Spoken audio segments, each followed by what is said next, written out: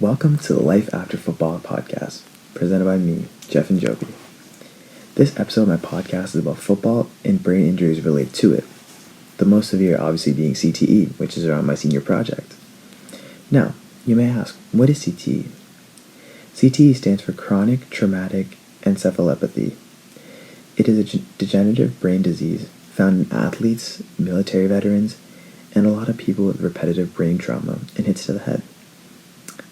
In CTE, there is a protein called tau that forms clumps that slowly spread throughout the brain, and it kills brain cells, which slowly makes a human being less capable of functioning as normally. And a sad fact about CTE is that it has been seen as people young as 17, which is a high schooler, but symptoms do not generally begin showing until more and more head traumas and impacts are shown. To start off my podcast today, I'd like to talk about Aaron Hernandez, which leads me to my interview with Dr. Alexandra Tedvosin. So Aaron's case of CTE was such a severe case that it could have actually played a role in him murdering someone and ultimately committing suicide in prison. Hey, good afternoon, Dr. Tedvosin. How are you doing today? I'm good, Jeff, and how are you? I'm also doing good. Thank you for asking.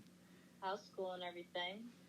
School is actually going pretty okay, but with COVID, it's just seeing friends and being at lunch is really bad now because you really can't talk to anyone. But other than that, I think the teachers are really trying hard to incorporate everything. So school is going pretty good. That's good to hear. Thank you. And today, I just would like to start talking about the Aaron Hernandez case because my senior project starts with it. And so I was just asking if you knew anything surrounding it or part of the case. Yeah, so I actually have read a lot regarding his case. His brain was one of the most injured brains I have ever seen just by looking at his scans. So I know Aaron was around 27-year-old when he passed away. And at that age, his brain was so severely damaged, it damaged his brain to a point where it changed his brain chemistry. So before his brain injuries, he was a kind and loving husband and father.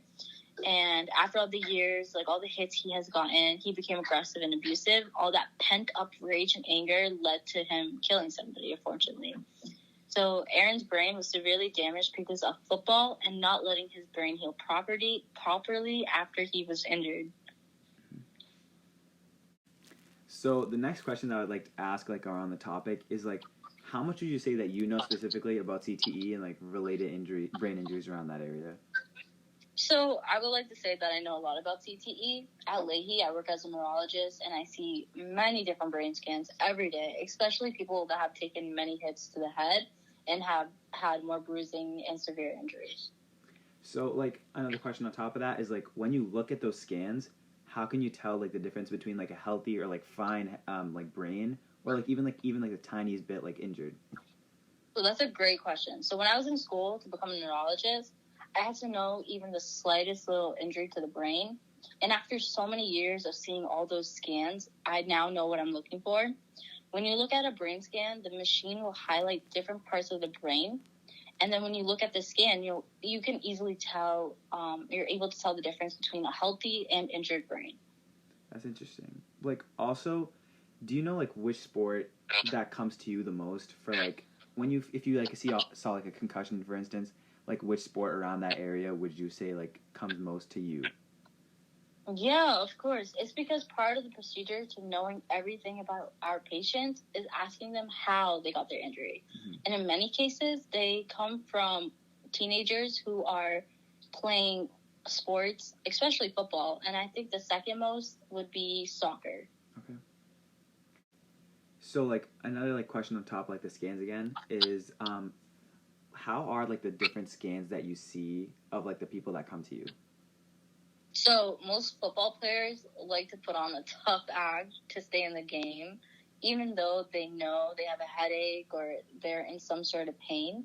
This is a horrible thing to do because the brain of a teenager is possibly already concussed, and continuing to get hits to the head while already concussed is super dangerous.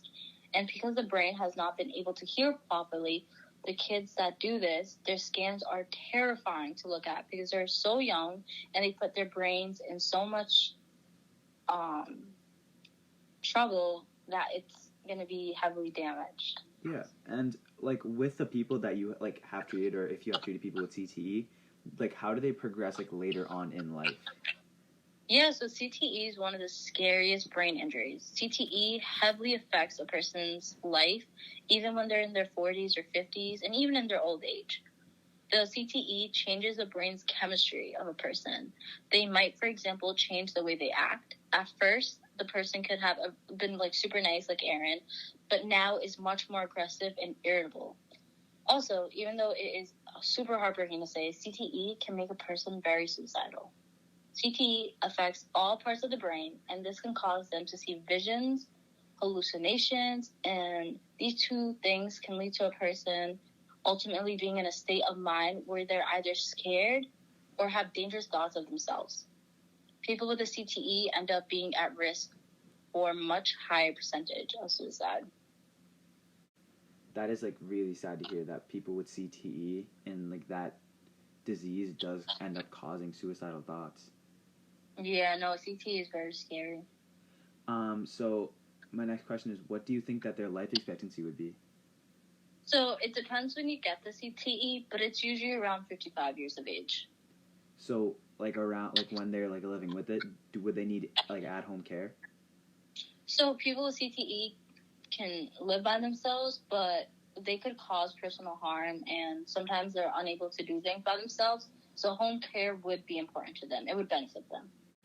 So those are all of my questions for today, and I really would just like to thank you for sitting down and like taking time out every day to talk to me. Like it is so important to me, and just thank you so much for answering all of my questions.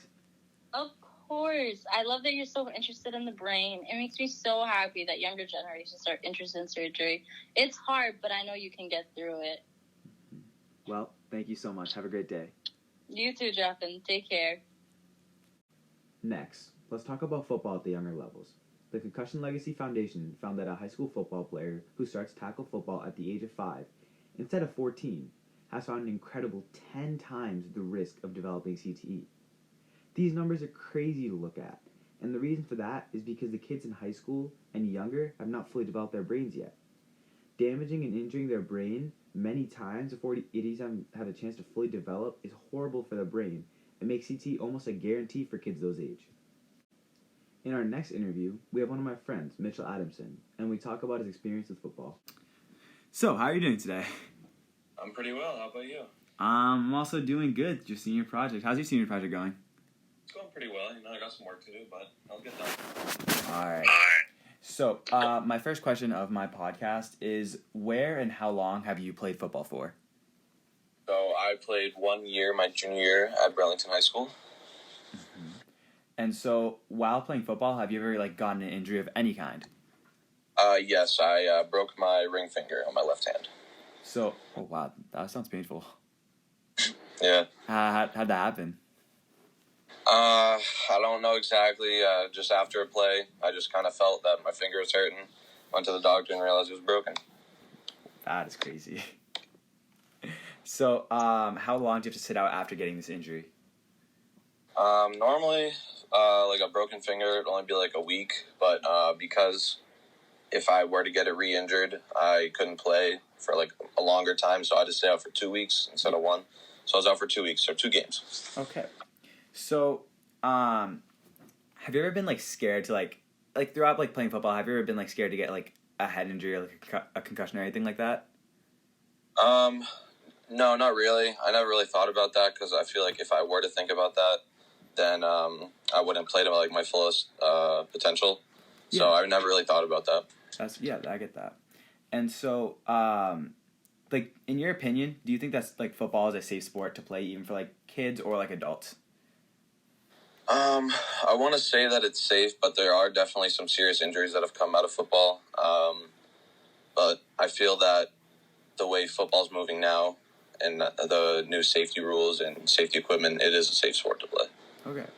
And my final question is, do you know what CTE is? I know a little bit about it, sure. So, how do you think getting that would affect an actual NFL player's life and later in his career? I know that it can cause depression and possible suicide.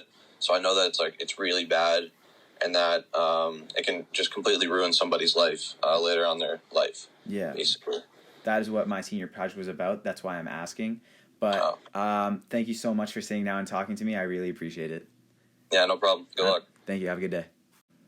CTE is a dangerous disease that can almost be guaranteed by playing football for many years. After people's football careers and fame, CTE could destroy a person physically and mentally. CTE leads to impulse behaviors, memory loss, substance misuse, and even suicidal thoughts. All of these things can heavily impact a football player's life after their career and can even lead to their untimely death. CTE definitely needs to be taken more seriously in the NFL to ensure a safer life for the football players after their career. Thank you for tuning in to episode 1 of my Life After Football podcast.